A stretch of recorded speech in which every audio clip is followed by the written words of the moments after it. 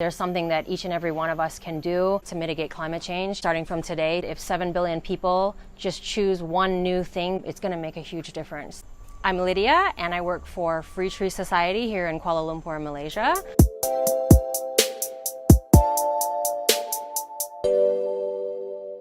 We are an environmental organization where our main focus is to raise awareness about mitigating climate change and how to live more sustainably, and also to propagate seeds and cuttings with our volunteers and to give them out to the public to contribute to urban greening in our city. I have been a documentary filmmaker for National Geographic. It was that film that was the turning point for me. It was about Malaysia's last Sumatran rhinos. At the end, I was invited to a lot of schools after watching the film. Young people would asked me what more could they do. They would be so upset watching this film about extinction in our country. I realized that I really didn't want to have to spend 3 years making a film to have that conversation with young people. At Free Tree Society, I'm here on the ground. I'm able to make an impact directly on a weekly basis. Here in Malaysia, environmental education is not part of the national curriculum. A lot of times when Free Tree Society goes on our school outreach program, it is the first time that especially young kids have ever touched soil. We teach the little kids, like as young as 3 years old, how to plant seeds.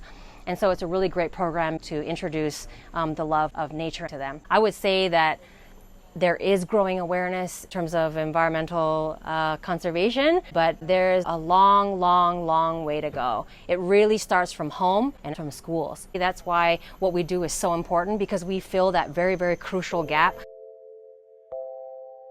We have our main flagship program here at the Bangsar Nursery, which I run, which is having volunteers come. We talk about climate change, we teach them how to propagate plants, and then we give out free plants. Malaysia is one of the top 10 countries in the world for biodiversity. We have, unfortunately, between 10 and 11% of our primary rainforest left. Deforestation is the primary ecological challenge facing Malaysia today.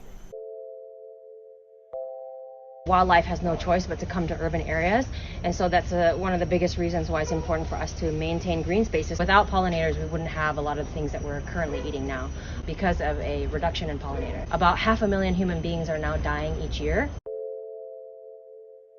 A sustainable amount of water that we should be using as human beings per person is 168 liters per day. Guess how many liters Malaysians are using per day? About 270, 280 liters. That's almost double the sustainable amount.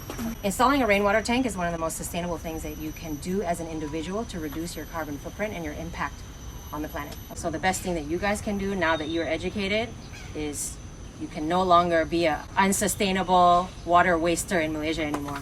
Climate change doesn't choose whether you're a poor country or rich country. The best thing that we can do is to stop it from going beyond 1.5. We're a very small team, and we have a very big job.